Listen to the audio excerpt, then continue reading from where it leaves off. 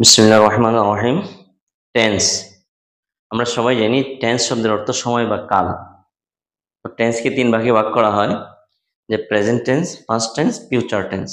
Present মানে বর্তমান, past মানে অতীত, আর ফিউচার মানে ভবিষ্যৎ। যে প্রত্যেকটা টেন্স আবার চার প্রকার। তো present indefinite, continuous, perfect, perfect continuous. আমরা আলোচনা করব যে past continuous tense. Past continuous মানেই চলমান, কন্টিনিউয়াস মানেই চলমান। আমরা জানি যে 12টি টেন্সের মধ্যে 6টি টেন্স হলো কন্টিনিউয়াস, 6টি টেন্স কন্টিনিউয়াস, আর বাকি তিনটা ইনডিফিনিট, তিনটা হলো পারফেক্ট, 6টা হলো কন্টিনিউয়াস। কন্টিনিউয়াস কেমন? যে past continuous, past perfect continuous, future continuous, future perfect continuous, present continuous, present perfect continuous, 6টাই কন্টিনিউয়াস। আর কন্টিনিউয়াস মানেই হলো, আরেকটা বিষয় আমাকে মনে রাখতে হবে, যে কন্টিনিউয়াস মানেই হলো বার 1 প্লাস আইএনজি, বার 1 প্লাস আইএনজি। তাহলে কি দাঁড়ালো এখানে, যে আমরা যে 6টা টেন্স আছে, 12টি টেন্সের মধ্যে 6টি টেন্স আছে, এই 6টা টেন্সই হলো বার 1 প্লাস আইএনজি। একবারে সহজ ব্যাপার। 12টা টেন্সের 6টাই হলো কন্টিনিউয়াস, আর কন্টিনিউয়াস মানেই হলো বার 1 প্লাস আইএনজি। কন্টিনিউয়াস কখনো বার 1 প্লাস আইএনজি ছাড়া হয় না, আর আইএনজি কখনো বার 1 ছাড়া বসে না। একটা বিষয় মনে রাখতে হবে, যে আইএনজি কখনো বার 2 সাথে আইএনজি হয় না, বার 3 সাথে আইএনজি হয় না। আইএনজি সবসময় বার 1 এর সাথে হয়। এই বিষয়টা আমাকে মনে রাখতে হবে যে সবসময় আইএনজি বার 1 এর সাথে বসে, আর বার 1 প্লাস আইএনজি কন্টিনিউয়াস টেন্স গঠন করে। তো 12টা টেন্সের 6টি টেন্স কন্টিনিউয়াস, আর 6টি টেন্স কন্টিনিউয়াস মানে বার 1 প্লাস আইএনজি। এখন আমরা পাস্ট কন্টিনিউয়াস শিখবো। পাস্ট কন্টিনিউয়াস, যে অতীতকালে চলমান কোনো কাজ চিনিবার উপায় আমরা একটু দেখি, যে এটা কিভাবে চিনব। চিনিবার উপায়ে আমরা বাংলা ক্রিয়া শেষে, আমরা যখন প্রেজেন্ট কন্টিনিউয়াস পড়েছিলাম তখন আমরা দেখছিলাম যে বাংলা ক্রিয়া শেষে কি থাকতো, চ অথবা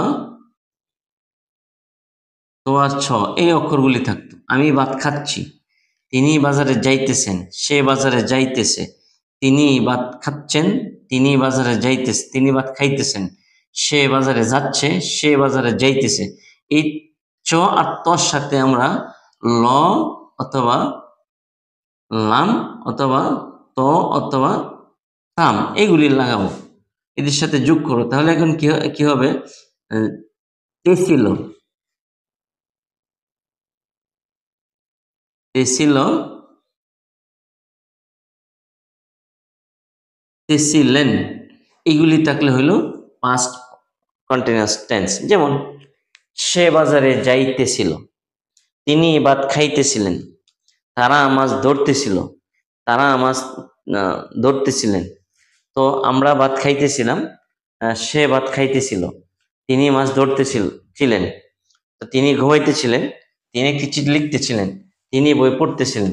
এইগুলি দিয়ে আমরা পাস্ট কন্টিনিউয়াস চিনতে পারি। অর্থাৎ বাংলা ক্রিয়া শেষে, যেমন হাসান বাজারে যায়, আমরা যদি একটা সহজ বাক্য লিখি, হাসান বাজারে যায়। এখন যদি আমরা, এটা হলো প্রেজেন্ট ইনডিফিনিট, এখন এটাকে পাস্ট কন্টিনিউয়াস করি, কি হবে, হাসান বাজারে যাইতেছিল, এই ছিল এটার সাথে যোগ করতে হবে। হাসান বাজারে যায়, হাসান বাজারে যাইতেছিল। হাসান ফুটবল খেলে, হাসান ফুটবল খেলতেছিল। তো এইভাবে আমরা পাস্ট কন্টিনিউয়াস টেন্স বানাইতে পারি বাংলায়। প্রথমে আমরা ট্রাই করবো যে বাংলা বানান শিখবো, বাংলা বানানো শেখার পরে ওই ইংরেজি স্ট্রাকচার অনুসারে ওটা গঠন করো, তাহলে টেন্স আমার জন্য সহজ হবে। বাংলায় আমরা প্রথমে বানাইতে পারি না, তো বাংলা দিয়ে না বানাইতে পারি, আমরা যখন ফ্রি হ্যান্ডে লিখতে যাব তখন এই বাংলা থেকে ইংরেজিটা করা আমার জন্য কঠিন হবে। এই জন্য প্রথমে বাংলা বানানো শিখবো, যে সে বাজারে যাইতেছিল, সে ভাত খাইতেছিল, সে ভাত রান্না করতেছিল, তারা ঘুমাইতেছিল। কোনো সময় ধরে না, স্বাভাবিকভাবে কোনো কাজ অতীতে চলতেছিল এমন যদি বোঝায়, তাহলে সেটাই হবে পাস্ট কন্টিনিউয়াস টেন্স। স্ট্রাকচার হলো,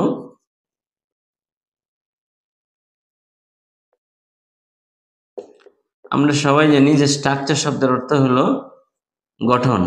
12টি টেন্সের 12টা গঠন আছে, যে কোনো কাজের গঠন একটা থাকে, নিয়ম থাকে, কিভাবে সেটা বানাইতে হবে। টেন্সের একটা গঠন নিয়ম আছে। প্রথমে সাবজেক্ট, তারপরে ওয়াজ অথবা ওয়ার প্লাস আর one plus ING plus object. এটা তো আমরা সহজেই বুঝি, বার one plus ING plus object. কিন্তু ওয়াজ ওয়ারের ব্যবহারটা আমরা এখানে সংক্ষেপে জেনে নিই যে ওয়াজ ওয়ারের ব্যবহার আমরা সংক্ষেপে আই এবং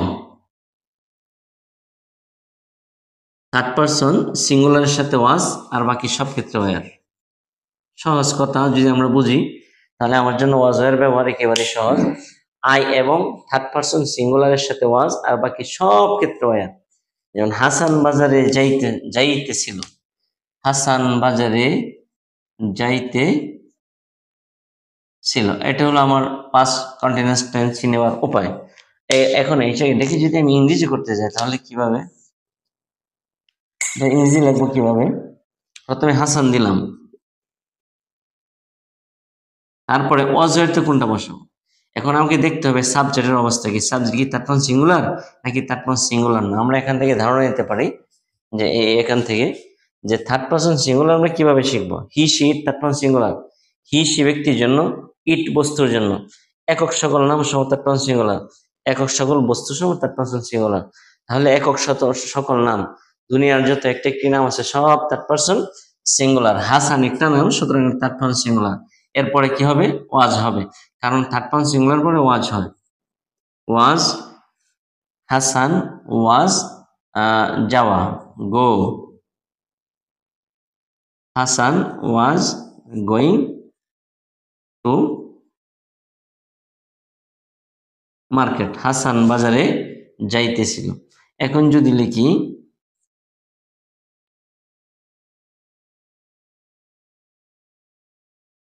আমরা, আমরা ভাত খাইতেছিলাম, আমরা ভাত খাইতেছিলাম, এটা হলো আমার চিনিবার উপায়, পাস্ট কন্টিনিউয়াস টেন্স। এবার স্ট্রাকচার অনুসারে দুই শব্দ বসায়, প্রথমে সাবজেক্ট বসালাম, তারপরে ওয়াজ এবং ওয়ার থেকে কি বসাবো? ওয়াজ এবং ওয়ার থেকে বসাবো ওয়ার। কেন? থার্ড পারসন সিঙ্গুলারে ওয়াজ হয়, আই এবং থার্ড পারসন সিঙ্গুলারের সাথে ওয়াজ হয়, আর বাকি সব ক্ষেত্রে ওয়ার হয়।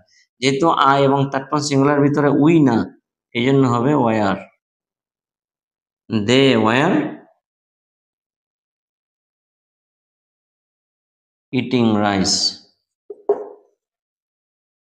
সাবজেক্ট প্লাস ওয়াজ ওয়ার, বার one plus ING plus object. তাহলে আমাকে শুধু এই বিষয়টা যদি মনে রাখি, এতটুকু বিষয় যদি আমার মনে থাকে আর স্ট্রাকচারটা মনে থাকে, তাহলে আমি ইজিভাবেই পাস্ট কন্টিনিউয়াস টেন্স বানাতে পারবো। Subject plus was were plus বার one plus ING plus subject. Was ওয়ারের ব্যবহার কেমন? থার্ড পারসন সিঙ্গুলার হলে ওয়াজ আর বাকি সব ক্ষেত্রে ওয়ার। থার্ড পারসন সিঙ্গুলার আমরা এখান থেকে ধারণা নিতে পারি যে এই ছক থেকে, যে আই ওই first person, second person, third person singular, third person plural, তারপরে আবার থার্ড পারসন সিঙ্গুলার আলাদা কিছু বিষয় আছে, এটা আমাকে জানতে হবে। হি সি ইট ব্যক্তির জন্য, ইট বস্তুর জন্য, থার্ড পারসন সিঙ্গুলার। একক সকল নাম, একক সকল বস্তু, দুনিয়ার যত নাম আছে হাসান, করিম, রহিম, সব থার্ড পারসন সিঙ্গুলার। যত একটা বস্তু আছে সব থার্ড পারসন সিঙ্গুলার, যেমন একটি বাড়ি, একটি ঘর, একটি কলম, এমন সব থার্ড পারসন সিঙ্গুলার নাম্বার। তাহলে এখান থেকে আমরা পাস্ট কন্টিনিউয়াস টেন্স এবং কিছু প্র্যাকটিস করে আমরা দেখবো যে বানাইতে পারি কিনা। তারা বাজারে যাইতেছিল, সে ঘুমাইতেছিল, তারা ভাত রান্না করতেছিল, তারা সকাল থেকে তারা বই পড়তেছিল, তারা একটি চিঠি লিখতেছিল, তারা ফুটবল খেলতেছিল, আমরা খেলতেছিলাম, হাসান ফুটবল খেলতেছিল, সে ফুটবল খেলতেছিল। এমন ভাবে আমরা কিছু বাংলা উদাহরণ দিয়ে বাক্য বানিয়ে প্র্যাকটিস করে দেখবো যে আমরা বানাইতে পারি কিনা। যদি বানাইতে পারি তাহলে টেন্স আমার জন্য কোনো ব্যাপার না।